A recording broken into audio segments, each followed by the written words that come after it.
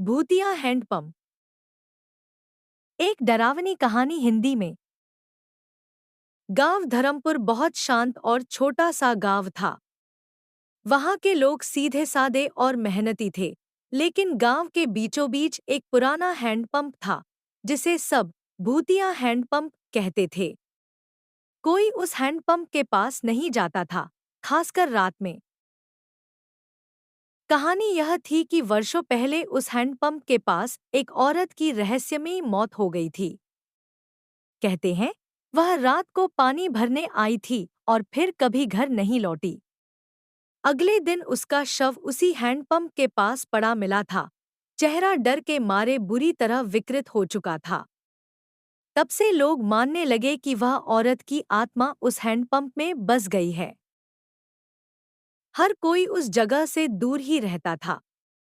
लेकिन एक दिन गांव में शहर से रवि नाम का एक युवक आया। वह बहुत पढ़ा लिखा था और इन बातों पर विश्वास नहीं करता था। जब उसने लोगों से भूतिया हैंडपंप की कहानी सुनी, तो वह हंस पड़ा। भूत वूत कुछ नहीं होता, रवि ने कहा। मैं आज रात उस हैंडपंप से पानी भरूंगा और साबित कर दूंगा कि ये सब अंधविश्वास है। गांव वालों ने बहुत मना किया, लेकिन रवि नहीं माना। रात के ठीक 12 बजे रवि एक टॉर्च और बाल्टी लेकर हैंडपंप के पास पहुंचा। चारों ओर सन्नाटा था। हवा भी जैसे सहमी सहमी सी चल रही थी।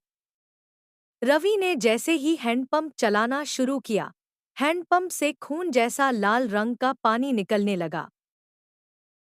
रवि चौंका, लेकिन खुद को संभालते हुए बोला, शायद लोहे का जंग होगा।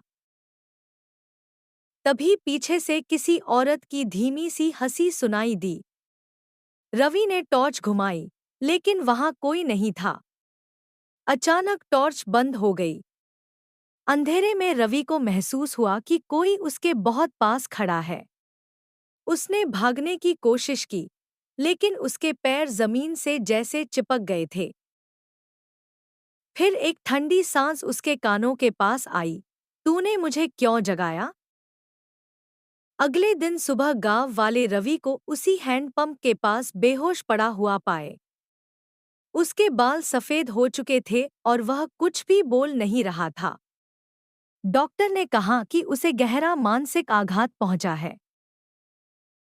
उस दिन के बाद रवि कभी कुछ बोल नहीं पाया और गांव वालों ने फिर कभी उस हैंडपंप की तरफ मुंह भी नहीं किया।